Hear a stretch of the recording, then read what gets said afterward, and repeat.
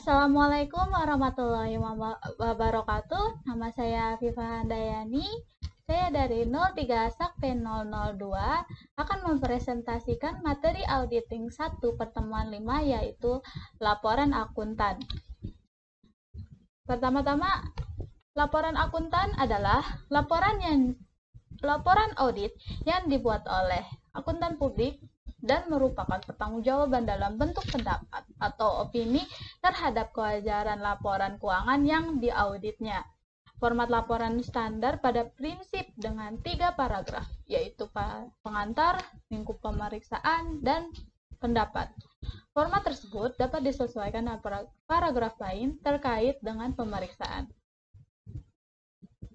Laporan akuntan terdiri atas lembaran opini, yaitu merupakan tanggung jawab akuntan publik di mana akuntan publik memberikan pendapatnya terhadap kewajaran laporan keuangan yang disusun oleh manajemen dan merupakan tanggung jawab manajemen.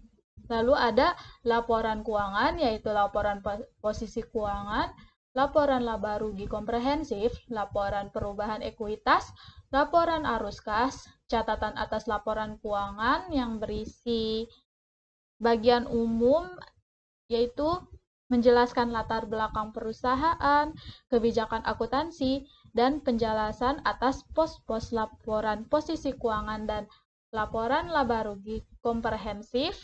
Dan yang terakhir ada informasi tambahan, yaitu lampiran mengenai perincian pos-pos yang penting seperti perincian piutang, lalu aset tetap, liabilitas, beban umum dan administrasi, serta beban penjualan. Laporan auditor.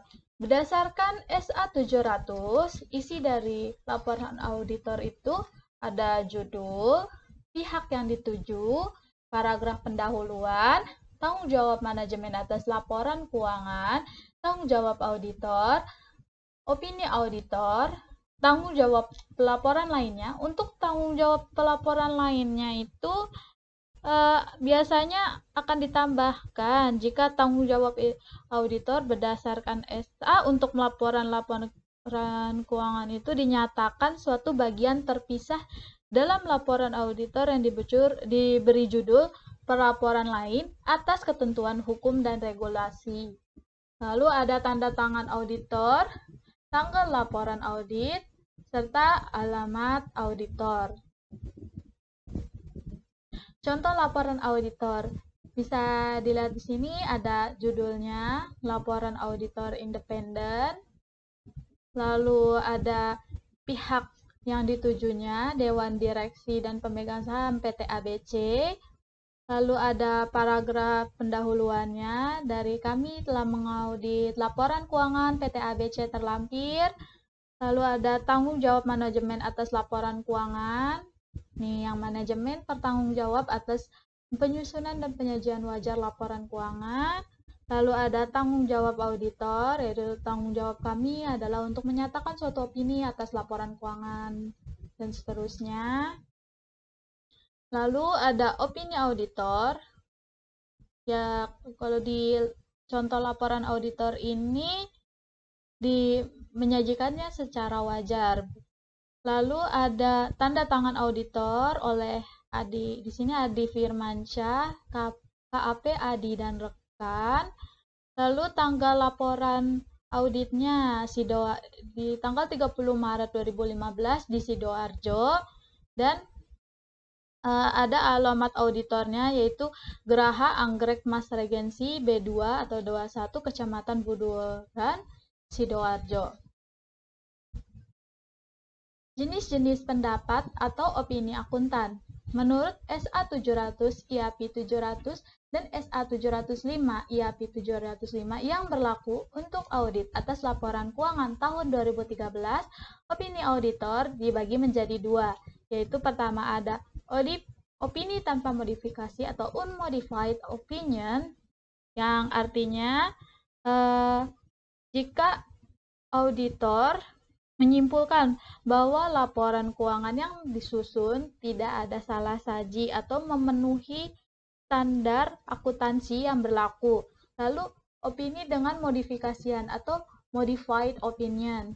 Ini dikeluarkan auditor jika kesimpulannya ialah laporan keuangan tidak bebas dari atau mengandung salah saji material, atau bisa juga tidak dapat memperoleh bukti audit yang cukup dan tepat. Berikut adalah jenis-jenis opini auditor. Jadi yang pertama itu ada opini wajar tanpa pengecualian atau unqualified opinion.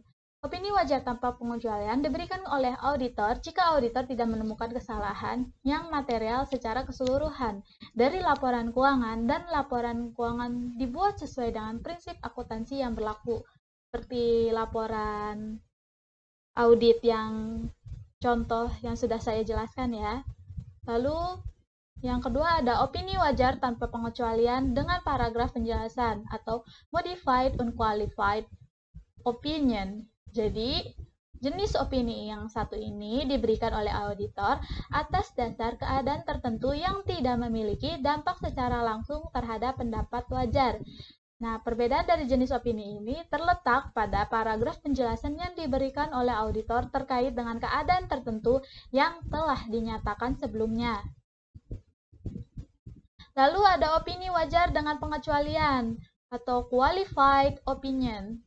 Auditor harus menyatakan opini wajar dengan pengecualian ketika auditor setelah memperoleh bukti yang cukup dan tepat menyimpulkan bahwa kesalahan penyajian baik secara individual maupun secara agregasi adalah material tetapi tidak pervasif terhadap laporan keuangan, atau auditor tidak memperoleh bukti yang cukup dan tepat yang mendasari opini audit, tetapi auditor menyimpulkan bahwa pengaruh kesalahan penyajian yang tidak terdeteksi yang mungkin timbul terhadap laporan keuangan jika ada, dapat menjadi material tetapi tidak pervasif. Lalu ada opini tidak wajar atau adverse opinion. Audit harus menyatakan opini tidak wajar ketika auditor setelah melakukan pemeriksaan memperoleh bukti yang cukup dan tepat, kemudian menyimpulkan bahwa ada kesalahan penyajian, baik secara individual maupun secara agregasi, adalah material dan pervasif terhadap laporan keuangan. Pervasif sendiri diartikan sebagai kesalahan yang akan membawa dampak kemana-mana atau mendalam. Opini tidak menyatakan pendapat atau disclaimer opinion. Opini tidak menyatakan pendapat diberikan auditor ketika auditor tidak memperoleh bukti yang cukup dan tepat untuk mendasari opini audit dan auditor tidak menyimpulkan bahwa pengaruh kesalahan penyajian material yang tidak terdeteksi yang mungkin timbul terhadap laporan keuangan jika ada dapat bersifat material dan pervasif. Sekian presentasi dari saya, kurang lebihnya mohon maaf. Wassalamualaikum warahmatullahi wabarakatuh.